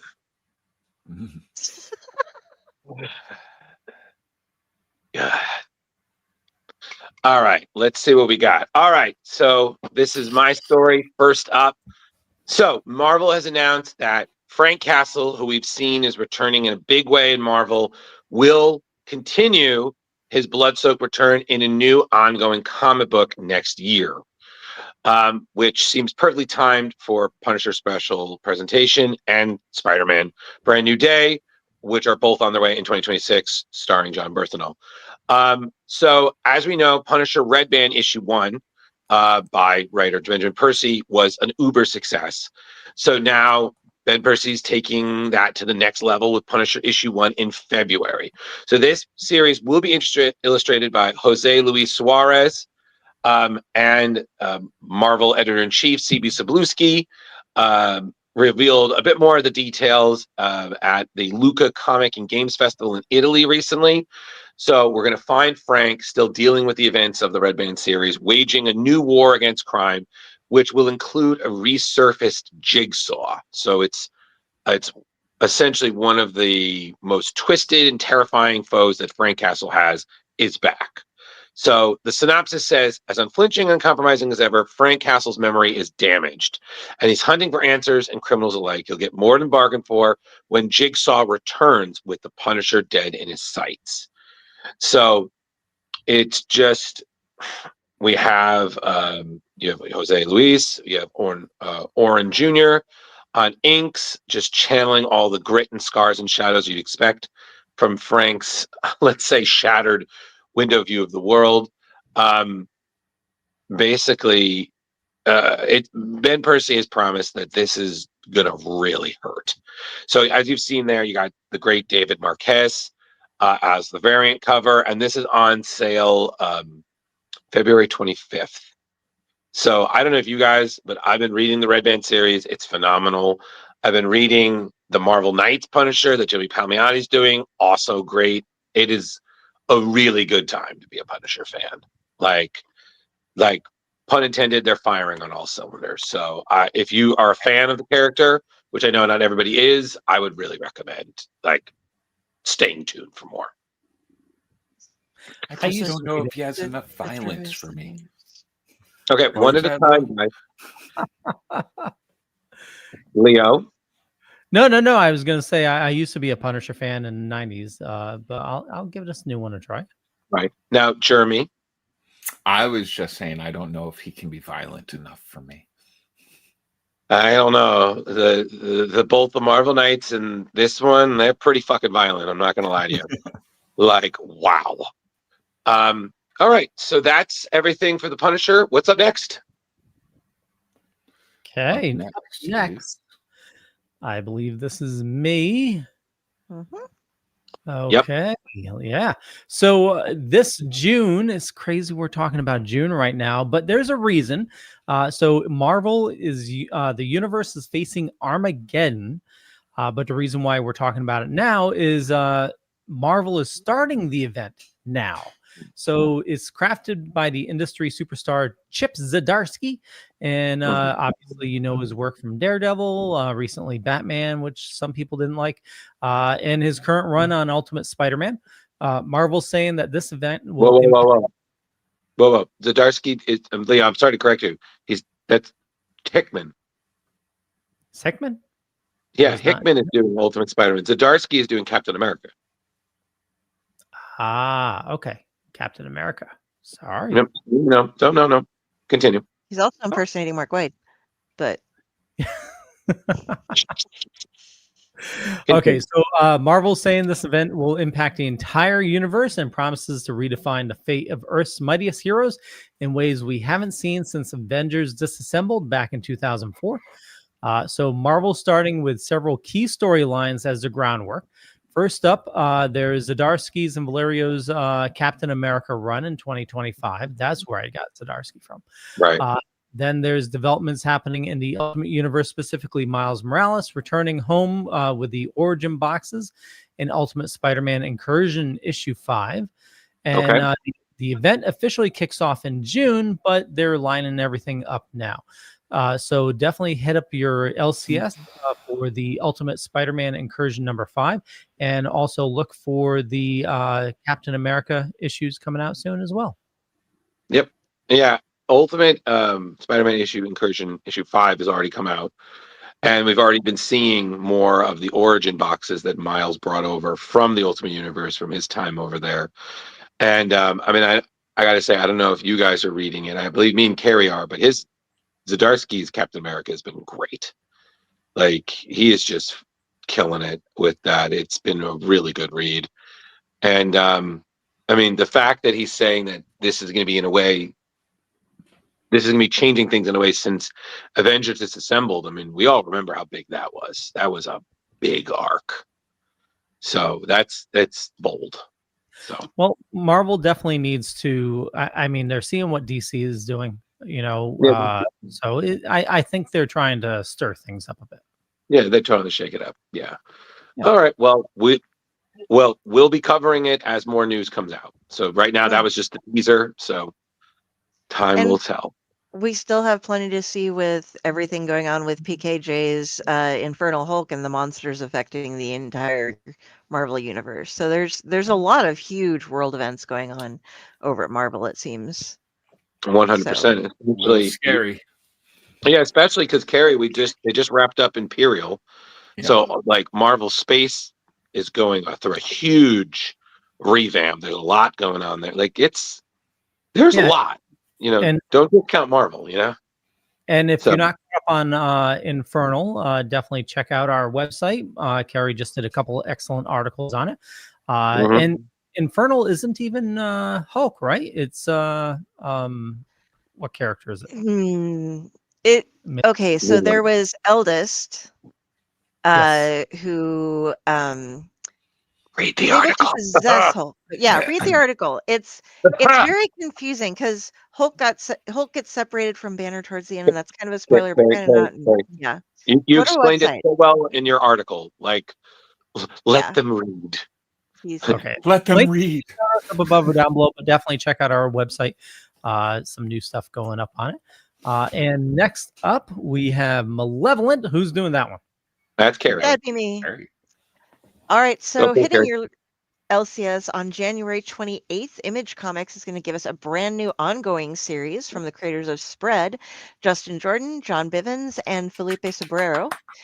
Malevolent is pitched as a mix of horror, sci-fi, and survival. Now, in the storyline, science pushed boundaries not meant to be pushed and opened up the gates to hell itself. Now ruled by demons, humanity has changed. In some cases, it's doing actually better under their control. However, suddenly they create a weapon that comes into play, one that can kill demons, though she, the weapon that is, might just kill us before she gets that far. Perseverero, this is the most excited I've been about a project in a while, not only because I love working with Justin and John, but also because the world of Malevolent is so fun and full of possibilities. I think people will really enjoy what we have in store. Per Brivens, who, by the way, this cover is by. I've been trying to get Justin and Felipe to work with me again since the end of Spread.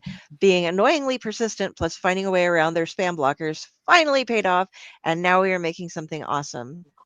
And Jordan says, Malevolent is pure mayhem and monsters, and it's been awesome to work with John and Felipe to try and out crazy our last comic. I think we just about managed it. So here's some of the internal artwork going on. This does look just insane. A lot of fun, a lot of horror. There are additional covers that'll be coming out, one by Jorge Corona, one by Xander Cannon, one by John Wayshak, and one by Ben Templesmith, but those have not been released yet. But it will be being released, like I said, on January 28th, and it will also be available across many digital platforms, including Amazon Kindle, Apple Books, and Google Play. So go check that out, folks. I would suggest going and check that out after reading Spread. Justin Jordan is an amazing writer. Nice. And also, if you can get on his Christmas card list, he sends out cards of his cat, Tom Waits. Oh, nice. He's a nice guy. All right. Cool. Nice. So, thank you for that. So in Malevolent, where's the queen with the horns that go up? When he assigned me this story, Carrie, I was like, damn it. No, Carrie, if we don't acknowledge his bad jokes, he'll stop. So, Jar, I happen to like his bad jokes. You have the last story of the night. What's up there? I have the last laugh. Well, ladies and gentlemen, the mantle of Sorcerer Supreme, long held by Doctor Strange as Earth's primary mystic champion, has recently gone through a dramatic change. In the event One World Under Doom, it's revealed that Doctor Doom becomes Sorcerer Supreme, following the storyline's upheaval. The announcement of a new ongoing series titled Sorcerer Supreme, launching December 2025, was part of the follow-up. Marvel teased that the new Sorcerer Supreme would be one willing to defy tradition, break every rule, and chart a bold new path. The character selected is Wanda Maximoff, Scarlet Witch. Marvel officially declared her the new Sorcerer Supreme in the series announcement. However, it's layered. The mystical entities known as the Vashante do not fully recognize her claim. They anoint an alternate Sorcerer Supreme, aka Agatha Harkness. Wow. So the magic hierarchy is fractured. The series sets up immediate conflict. Wanda's path as Sorcerer Supreme. God, there's too many S's in this. We'll see her battling her former teacher Agatha and being tested in mystic realms such as Limbo against foes like Madeline Pryor. Writer Steve Orlando, he's been handling Wanda's characters in recent runs. You have artist Bernard Chang, cover art by Lyrics, and variant covers by Russell Dodderman for the first 5 issues. As I said, launches December 2025, scheduled on the December 31st.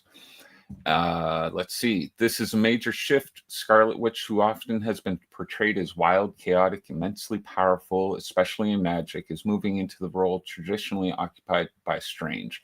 It signals a redefinition of the Master of Mystic Arts archetype. With the Vishanti refusing to fully endorse Wanda and Agatha getting her own claim, the magical rules in Marvel's universe are broken open. It's no longer Strange gets the mantle, all is well. Instead, it suggests multiple claimants, rivalry, redefining of mystical authority. Wanda's known for chaos magic, reality warp powers, tragedy. Her taking on the role of Sorcerer Supreme raises questions. Will she change the role's responsibilities? Will her moral code differ? Will her power level elevate into cosmic mystic heights? She is already really, really powerful. The teaser suggests both great promise and risk. Bring magic in the Marvel Universe to new heights or leave it in ruin. Fan reaction has been mixed on Reddit. But other than that, we have lots of questions and no answers. Okay. Well, it sounds exciting for a new... I like how we're not keeping with the same people in the same mantles. Well, I think the thing being is, I mean, and Carrie can back me up on this because she read the same series I did. I mean, I think that was the biggest twist of Blood Hunt was Doctor Doom being named Sorcerer Supreme, and it's been a really interesting time for the character, especially for a character that's been around for decades. You know, it was an interesting change, but we knew it wasn't going to last forever because it's Doctor Doom in an insane position of power. So to give it in the hands of Wanda Maximoff, who's, let's say, historically not been the most stable magic wielder, it's an interesting thing, and there's a lot they can do. So it's just kind of just sitting back and seeing where the talents that be take the character, and not just that, but here's her magical cast as well. So, yep. So December 30, December is going to be big. Yeah. We've still got more KO stuff coming out too. Yeah. It's not just our holiday live read that we're already working hard on. Oh yes, holiday live read. Yeah, you know. But I think that's everything for the news. So, but don't drop your wallets yet, everybody, because it's time for Carrie to tell you what you should be sending that money to. Go for it, Carrie. Yeah. All right. So first up, I'm going to open things for you that I have received that are awesome. We're going to go first with some new pain here. Keys champagne. I was trying to make you big screen. We were selling Lego. You were selling Lego. I'm selling Leo. Let's see if I can. Installments. We're down below. What's this? I was trying to make you big screen. There we go. There you go. All right. Sure? Pressing all the buttons. All the buttons. Okay, so I told everybody about this when it came out. This was the New Pain Jump issue 3. And what I ended up ordering was a package that I got the cover D. I got to look at different things. Am I going to light up here? Yes. And this is obviously the 3rd issue of Jump. Also, I got the PDF How High, which has the script involved and some other things in that as well. And then this is uncovered, and it's the collected cover art of the New Pain universe. So this is a great book, and I'm not going to go through and open them. This is pretty thick though, comparatively. But what I also got with this, and this is something where I very much appreciate Keith Champagne and New Pain, is they have books and things just laying around randomly. When they had the Masters of the Universe one I believe that was for one of their Punch things. I ended up getting that twice so that I could get Jar a copy of it as well. You're welcome. And this time around, he happened to have a couple of editions of the Starman Omnibus that and this is something also with the Kickstarters. If you talk to somebody, you're like, hey, I'm going to be at this show that you're going to be at. Can you bring it to me then? And so he did a remark for me in there. And it was really cool because I also got to see if I can find the page. Yeah, Tony Harris. It'd be in the front. It would be in the front, Carrie. I'm looking. I think. While you're looking, I yes. think Here we for go. having signed books, I think even regular comics, I think signing on the inside page is where I'm going to go from now on. Back to the old school way. Yeah, it's a little better, honestly. Yeah. Because again, it's less smudging. Exactly. And plus you can get lucky, and you could, like the time, like when we met Jim Calafiore, and we picked up a copy of Leaving Megalopolis, and he had done a remark in there. He's like, "Oh yeah, cool, you get that." I'm like, "Wow, yeah, $10, and I got this great work and some art." Like, I'm telling you, always check in, because you never know, some people do the little stuff. So, all right, that sounds great, Carrie. Yeah, and there were only 2 of those available initially, and then I tried to talk to him and I was too late, but then he found the 3rd one. So again, these are things you can only get when you go through the crowdfunding and stuff, because he doesn't just carry them around with him. It was like, hey, I'll sell you this and I'll remark it. So next up we have Worthy Chaos with Carissa, who we're going to be talking about later on, showing off one of hers too.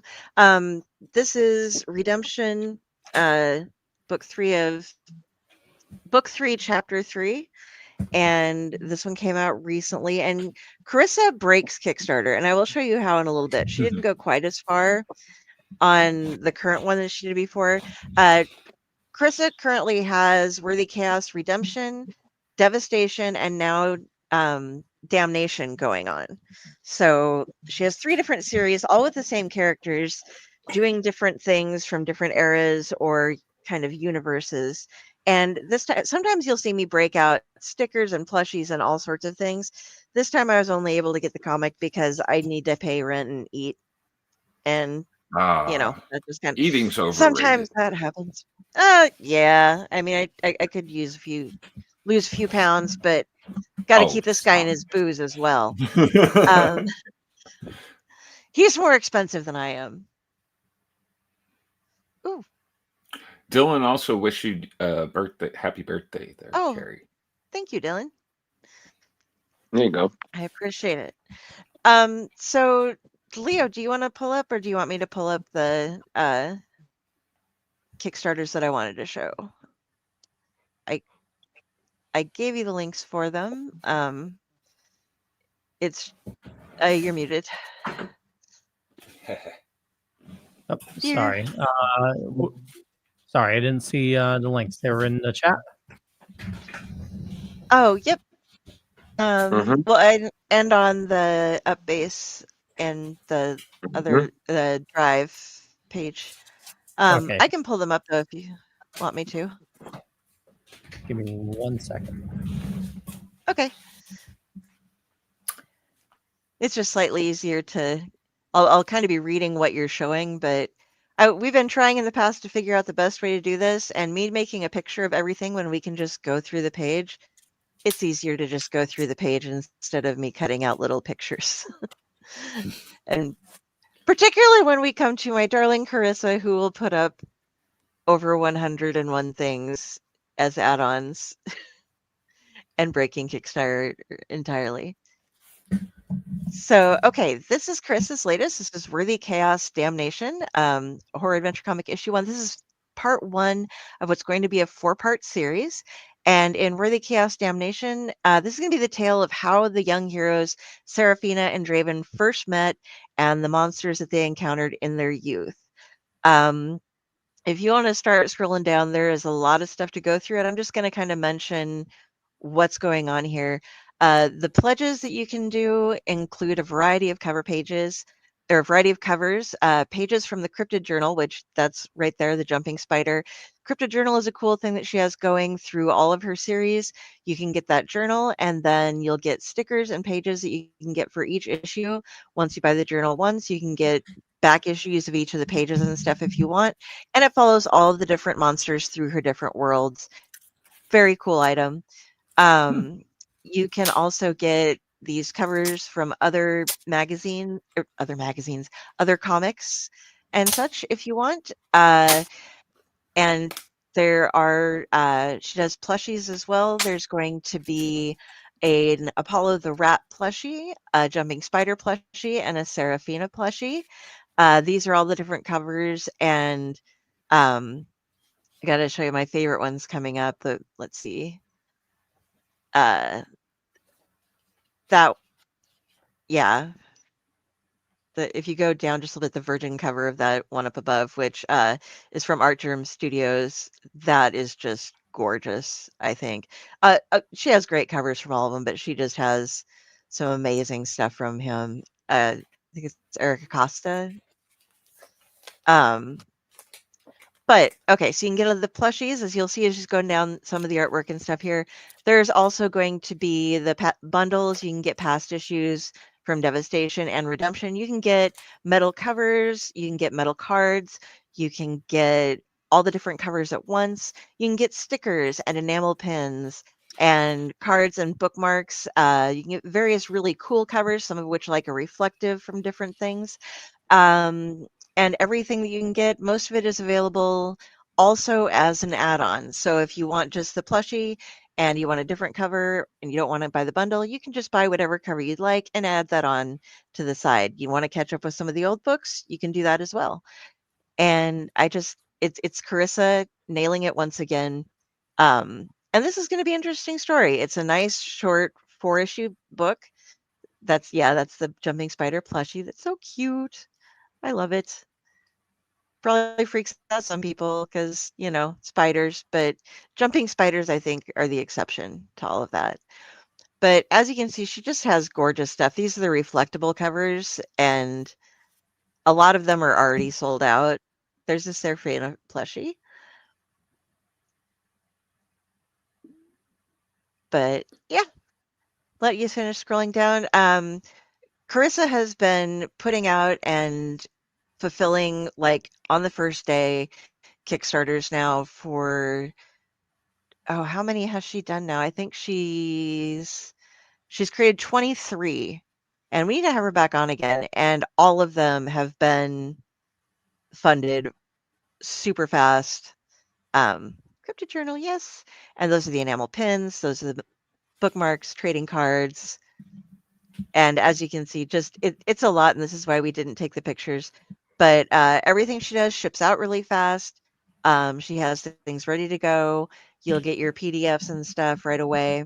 So if you haven't yet, hop in, join the Worthy Chaos Worlds, get some of the digital PDFs and see the different series that you like. If you like to get those really awesome covers, if you're a collector of the cool covers, or if you like the plushies, you can go through the various different ones. And I'm assuming coming up soon, she'll either have another Redemption or a Devastation coming up. And that's where you can pick up things such as the Bastet plushies and just a ton, the Hellhounds and all sorts of other cryptid plushies as well. So check those out. And then we have one more that I want you to talk to you about tonight. And this one doesn't have as long to go. There are 3 days left on this. It's called Letters from the Void, and it still needs a little bit of help, guys. So if we can get about $560, a little bit, $600 would be better going up towards this. This is Letters from the Void, an existential comic, the existential horror comic. Anyway, this is an anthology. It's going to be the first in a small series. This one in particular has 5 stories and a prose piece featuring Ringo and Eisner Award-winning creators. There are going to be 3 different covers. Pledges range from $5 to $125 and include digital, print, a collection of different covers. One of the things you can get specially for a higher rate up there, I think it's a $50 pledge, is a special piece of flash fiction written by Luke Henderson for you. And there's the highest ranking one is a digital sketch cover that will be personalized for you. The add-ons include the digital and physical copies of other comics or other covers for this project. So it's a pretty simple put together book. Nothing too outrageous. And the creators we have are Donna A. Black, Doom Weasel Art, Anna Everts, Joe S. Farrar, Kenneth Fontano, Garu, Krista Harrider, Luke W. Henderson, and then Argentinian artist Christian David Navarro, Wells Thompson, Felipe Townsend, Kelly Larkin, Mitchiums, and Daniel G. Wilson. And so go ahead and check this one out. Like I said, it's only got a couple days left. It needs a little bit of your love. It sounds like it's going to be really fun, and it's going to be an ongoing series, so we can get out and get some more. And these are all from award-winning authors or creators, authors and artists. So go out. That one's got some really low price budgets that you can go in for it. And if you want some special stuff for you, they're offering that too. So that is it for today for Carrie's Kickstarters and crowdfunding. Cool beans. I started to get a finger cramp on Chris's. Try having a squirrel doing this. Oh, geez. Scrolling down and I'm looking at the bar and it's just a dot. On Chris's? Yeah. Okay, so here's the thing. When I first went to it, she was like, they're covering it. I'm going to make them work. Because there wasn't nearly that many things when I first was looking at it. But yeah. Okay. Well, I told you, I'm like, she didn't break it. She did. How many options exactly did she have? 1,400. Not she really. Gets, no, it was like over 100. Yeah. Well, it was well over 100. I saw that. It was like Carissa reaches a point where you can't see all of them. She has to put them out there because if you scroll through the add-ons until you hit add-on and then go select it, it won't fit in the scrolling section for the add-ons itself. So that's why she has to show some of them on the page in groups for things because they don't fit. Ridiculous. All right. Well, thank you, Carrie. That was great. Oh, we love her. Before we wrap it up, I guess we should talk about who's going to be on next week. Who? Yeah. Hey, everybody. Thank you so much for joining us with Kelly Thompson. We hope you had a great time. If you haven't already, please do hit the like and subscribe button on our YouTube. We would love to have you following us as we continue to get ready for the end of the year. We've got a lot of great stuff coming up, so definitely stay tuned. Next week, we have on a great creator we got to meet this year at Terrific Con.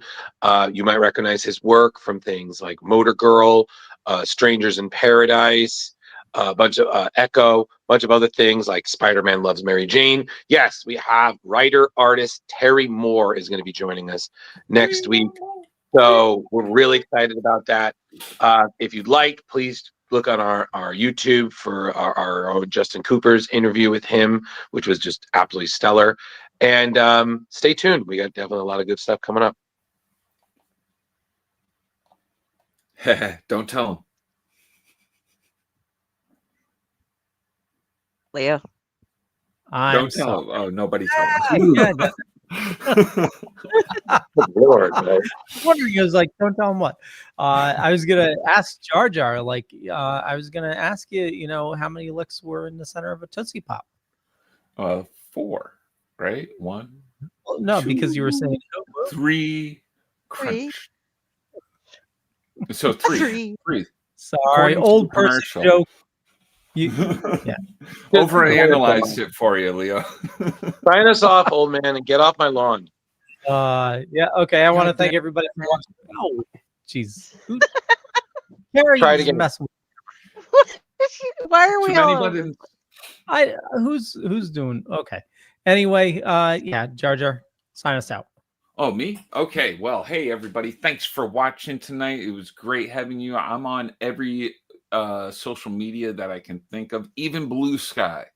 So go Woohoo. there. Whether or not I'll interact with you is another story, but I'm there. And come watch next week because Terry Moore is going to be a great interview. Yeah. Mm-hmm. Carrie. Oh yeah. Hey everybody, I'm Carrie. Find me there on Facebook. If you see a judgmental crow, that is me. I am judging you. I write things. You can find links to read them. I am also on the Owlite Network where we do some fun interviews and other things on the Dorkening. And coming up, well, just released, I joined our good friend Steve Van Sampson over at Retro Octopus for an episode of The Brig with Ellen Datlow and some folks with her Night and Day, or is it Day and Night anthology.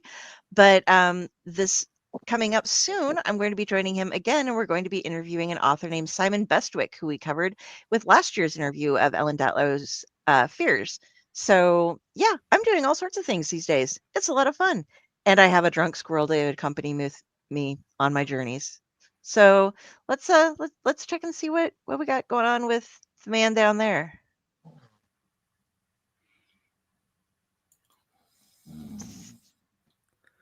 Whoa. Drew Oh shit. Snooze. Drew Snooze, more like it.